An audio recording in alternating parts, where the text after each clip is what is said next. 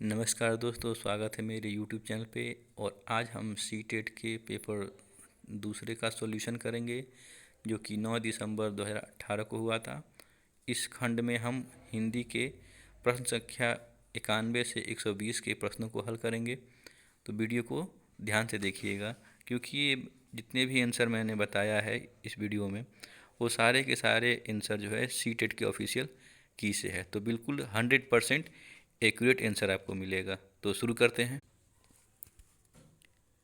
नीचे दी गई कविता को पढ़कर पूछे गए प्रश्न संख्या 91 से 97 के सही या सबसे उपयुक्त उत्तर वाले विकल्प चुनिए। यानी 1 से लेकर 97 का उत्तर जो है दी गई कविता के आधार पर देना है। तो मैं कविता पढ़ता हूँ और आप ध्यान से सुनिएगा। अगर आप चाहें तो रोक के इसको देख सकते हैं। वह मुख्य गायक के चट्टान जैसे भारी आवाज़ का साथ देती। वह आवाज़ सुंदर कमज़ोर काँपती हुई थी। वह मुख्य गायक का छोटा भाई है या उसका शिष्य या पैदल। मुख्य गायक की आवाज़ में वह अपनी गूंज मिलाता आया है प्राचीन काल से। गायक जब अंतरे की जटिल तानों के जंगलों में खो चुका होता है या अपने ही सरगम को लांघ कर चला जाता है भटकता हुआ एक अनहद में, तब संगतकार ही अस्थाई को संभाले रहता है। जैसे समेटता को मुख्य गायक का पीछे छूटा हुआ सामान, जैसे उसे याद दिलाता हो उसका बचपन जब वह नौसिखिया था। तार सप्तक में बैठे लगता है उसका गला, प्रेरणा साथ छोड़ती हुई उत्साह अस्त होता हुआ, आवाज़ से राख जैसे कुछ गिरता हुआ।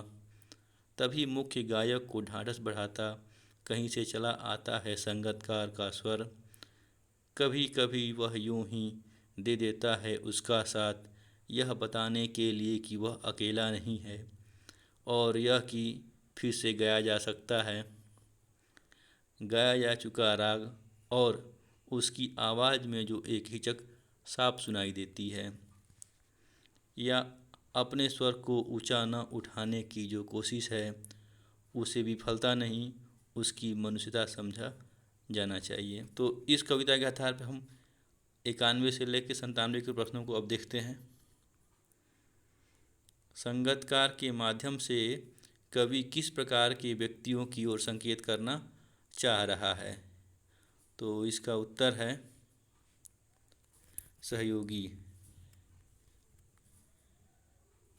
चट्टान जैसा भारी स्वर से आशय है गंभीर आवाज़। गायक जब अंतरे की जटिल तानों के जंगलों में खो चुका होता है के मायने अंतरे को गाते हुए वह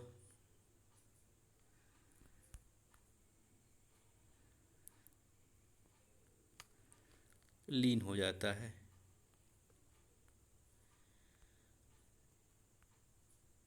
अनहद शब्दों में अन उपसर्ग है।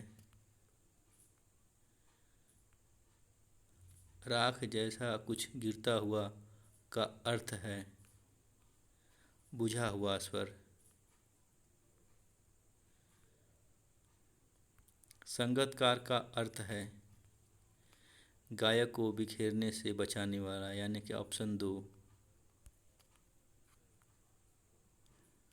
ढाढ़स बढ़ाना का अर्थ है तसल्ली देना।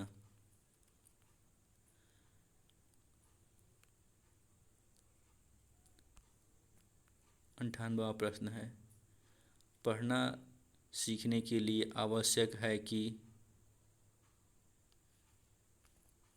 लक्ष्य भाषा की अर्थपूर्ण और रोचक सामग्री सुनने पढ़ने को मिले। भाषा केवल अभिव्यक्ति का माध्यम ही नहीं बल्कि स्वयं से डैश का माध्यम है बातचीत। लड़के होकर रोते हो, यह कथन है। भाषा को जेंडर की दृष्टि से पढ़ने को बाध्य करता है। कहानी के संदर्भ में कौन सा कथन सबसे उपयुक्त लगता है?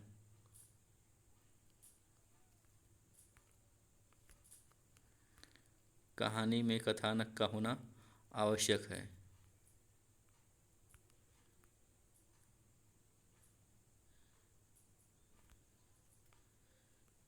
एक भाषा के अध्यापक को बच्चों में विविध संदर्भों में भाषा प्रयोगों की क्षमता विकसित करने पर बल देना चाहिए। कोई भाषा किसी भी लिपि में लिखी जा सकती है। इस कथन पर आपकी राय है कि यह बहुत हद तक संभव है, यानी ऑप्शन 4।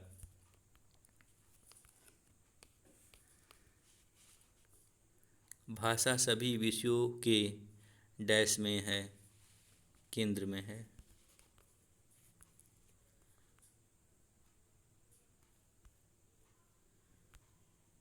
एक सौ 104वां प्रश्न है, 105वां प्रश्न है, कविता का एक निश्चित अर्थ होता है जिसे सभी विद्यार्थियों को पढ़ना चाहिए। इस कथन के बारे में आप मानते हैं सभी विद्यार्थी अपने अनुभव और परिवेश में ही कविता समझते हैं। आप मानते हैं कि अलग अलग तरह की सामग्री पढ़ने के अवसर मिलने से भाषा को विविध संदर्भों में प्रयोग करने की समझ बनती है। 107वां है, हिंदी में विज्ञान संबंधी पाठों को पढ़ाने का उद्देश्य है। तीसरा, विज्ञान की भाषा को समझना। अगला प्रश्न है, लेखन क्षमता के आकलन के लिए पहला उत्तर होगा अर्थपूर्ण वाक्यों और संदर्भों को देखना होगा। 109वां प्रश्न है, हिंदी के पाठों में अन्य भाषाओं के शब्दों के होने का अर्थ है। चौथा, पाठ समाज के बहुभाषी स्वरूप की सहज प्रस्तुति।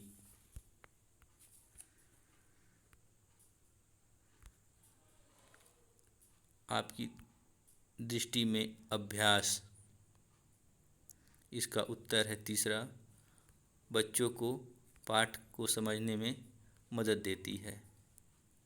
तीसरा उत्तर। उच्च प्राथमिक स्तर की पाठ्य सामग्री में अनुवाद सामग्री रखने का उद्देश्य है अन्य भाषाओं के साहित्य को हिंदी में पढ़ने के अवसर देना, यानी पहला। यदि आपकी कक्षा में दृष्टि बाधित बच्चे हैं तो आप चौथा, उन्हें पढ़ने के उपयुक्त साधन देंगे।